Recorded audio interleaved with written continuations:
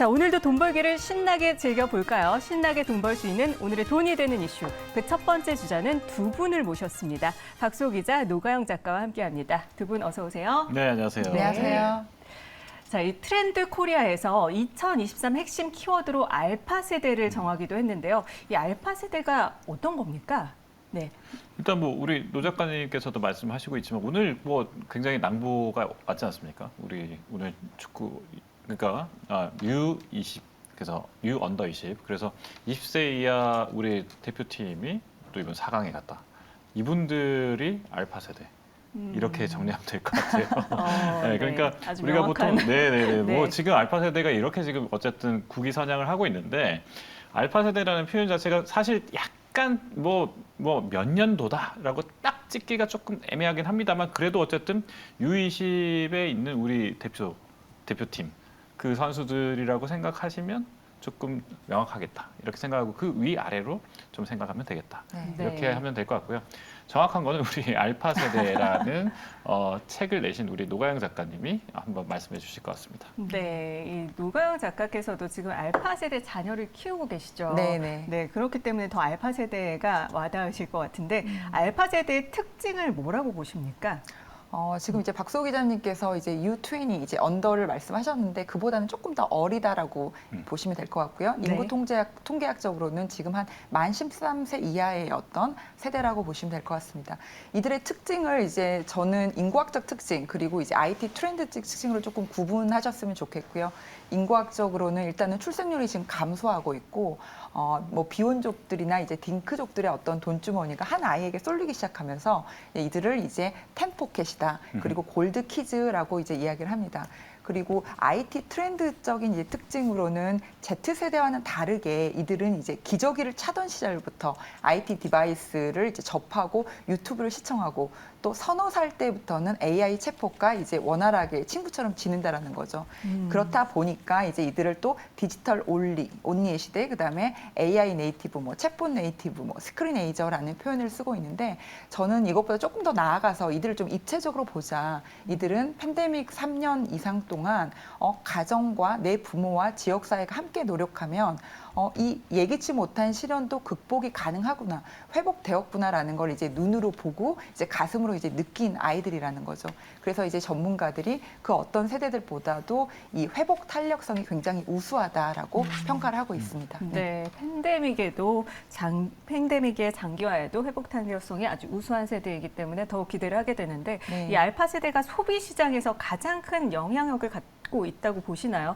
부모님들의 지갑이 사실 알파 세대를 위해서라면 쉽게 열린다고 볼 수 있을까요? 그러니까 물론 이제 두 분이 예상 가능하듯이 물리적인 나이로는 굉장히 어립니다. 그리고 이 성인 기준으로 보면 주체성도 한참 부족하고요.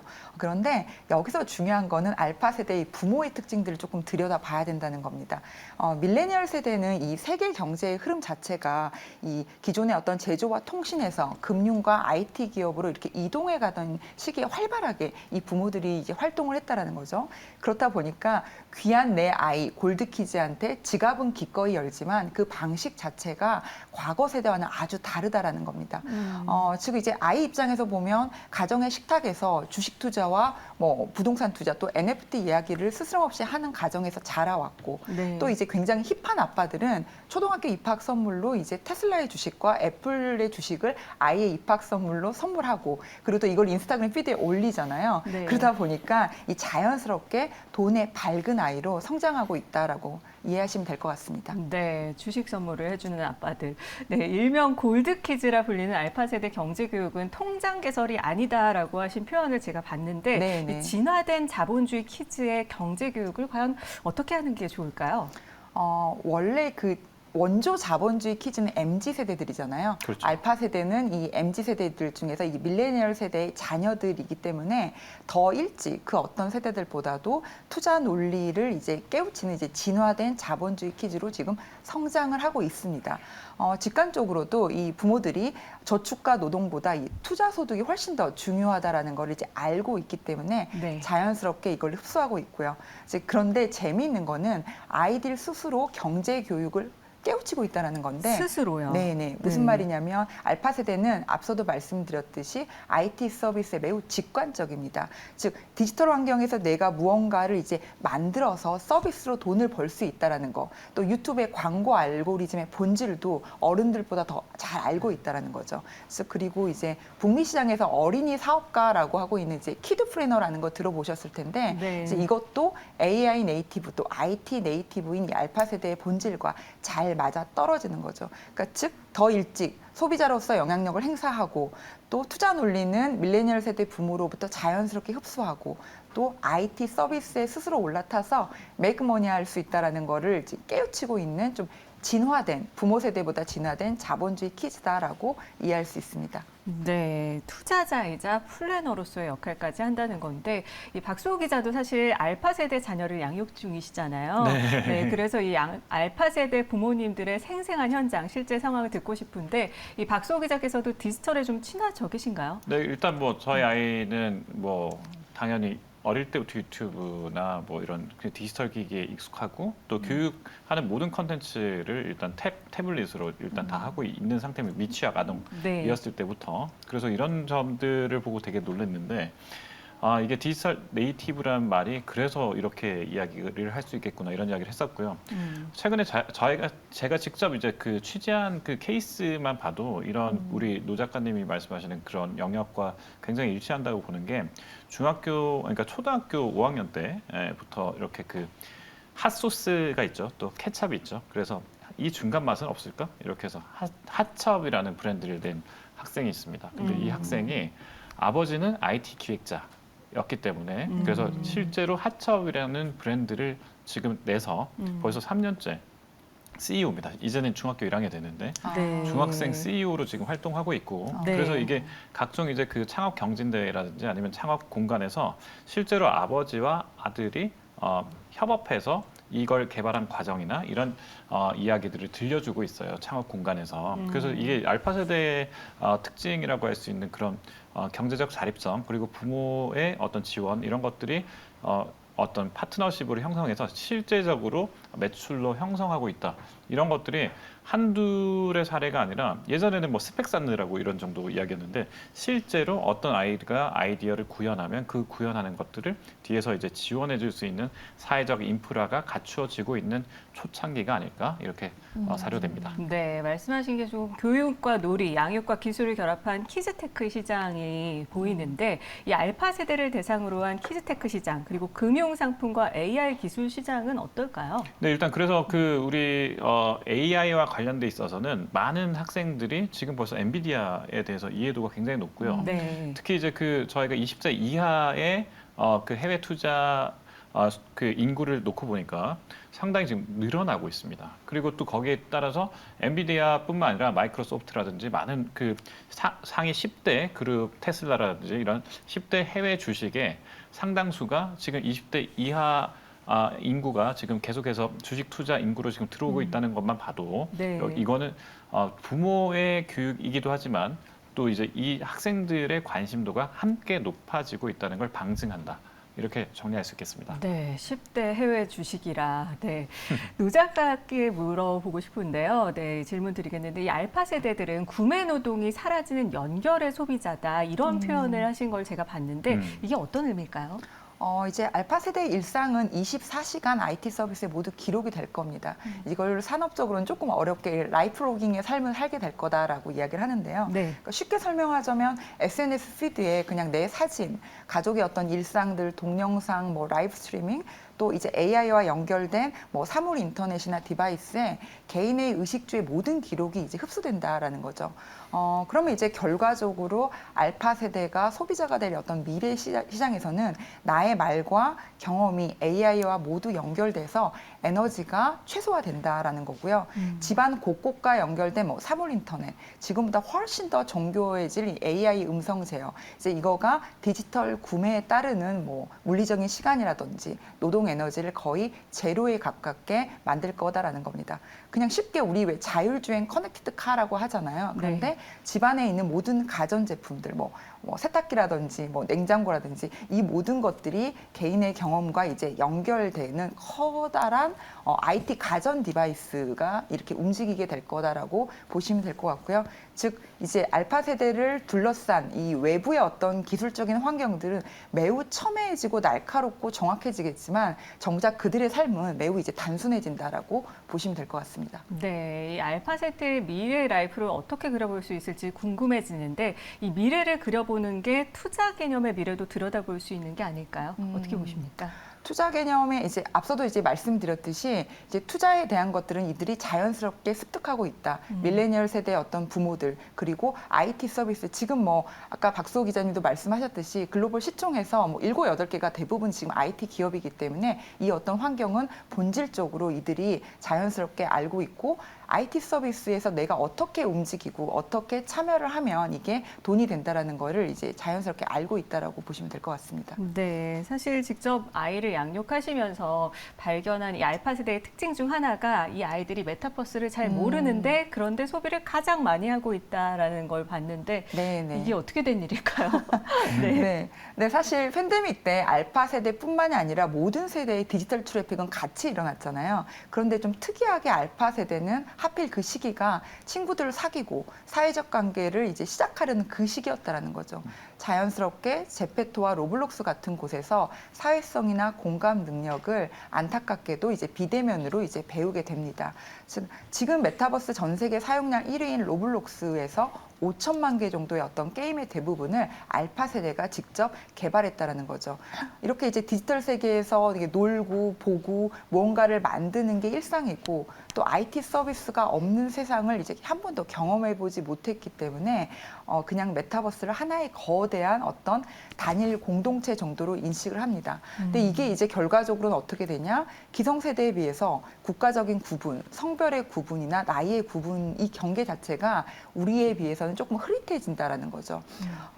이제 주신 질문 경우에는 이제 글로벌 시장조사 기관의 어떤 발표 자료인데요. 네. 알파 세대에게 메타버스가 뭐야? 라고 이렇게 질문을 던졌더니 71% 정도가 그게 뭐예요? 약간 이렇게 이야기했다는 거죠. 네. 즉 이제 결과적으로 또 자연스러운 게 이 메타버스라는 이 워딩 자체를 이 산업가 어른들이 현실 세계와 이제 구분하기 위해서 저희가 만든 그렇죠. 용어이기 때문에 그렇게 받아들이는 것 같습니다. 네, 특이한데요.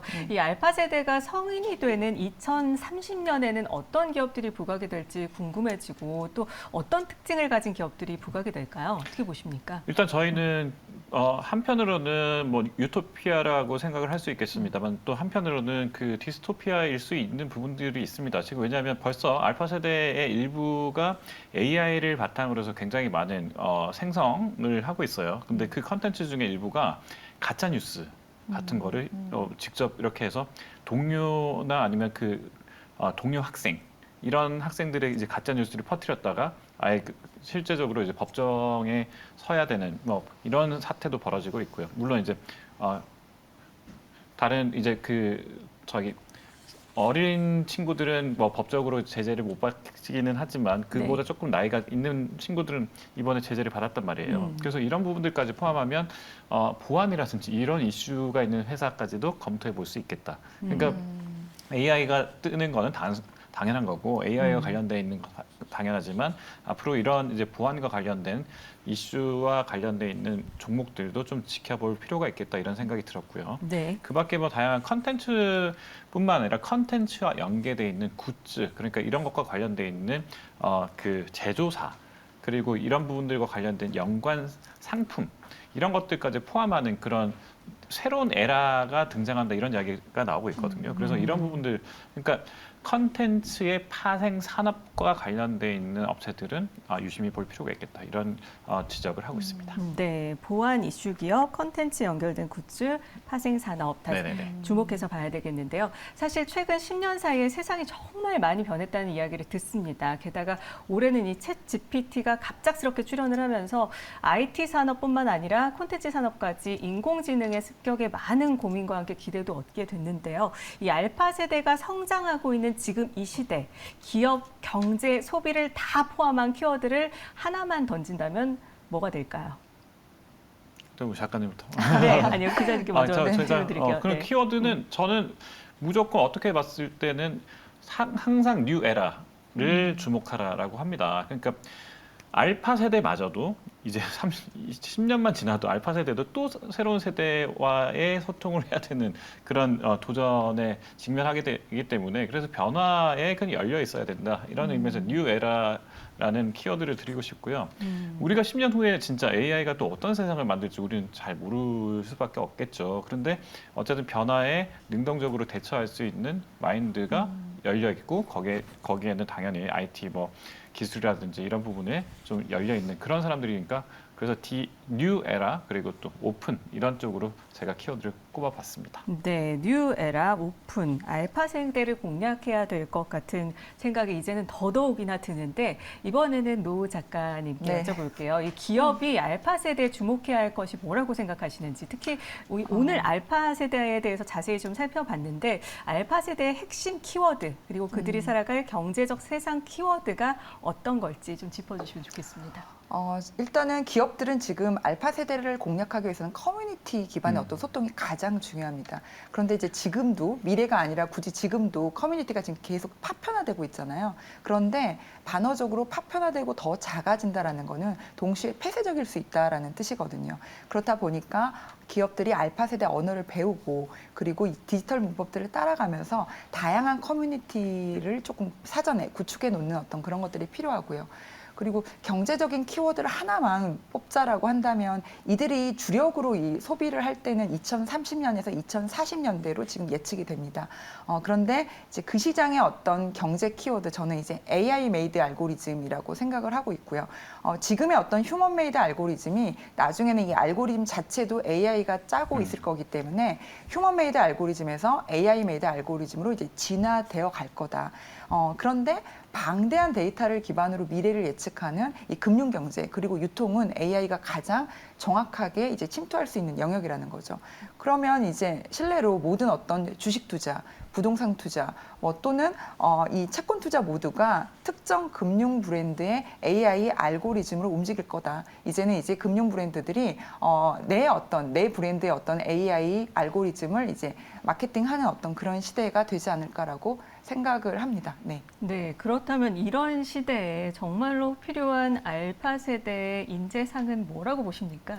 저는 이제 당연히 뭐 너무 제가 자주 이야기해서 식상해졌지만 네. 융합이라고 보고요. 네. 네. 굉장히 컨버전스한 어떤 사고력이 굉장히 중요하다. 그리고 근데 아이러니하게 컨버전스한 사고, 융합적 사고를 하려면 더 중요한 거가 이제 유연성이라는 거죠. 네. 그래서 이제 융합과 어떤 유연성이 이제 결합되어 있는 어떤 그런 인재상을 필요로 할 거로 보고 있습니다. 네, 이 알파 세대를 융합형 인재 정말 뭔가 다 흡수할 수 있는 오픈형 인재가 돼야 되지 않을까 싶습니다. 자, 지금까지 돈이 되는 이슈 박수호 기자, 노가영 작가와 함께 알파 세대에 대해 자세히 살펴봤습니다. 오늘 말씀 고맙습니다. 네, 고맙습니다.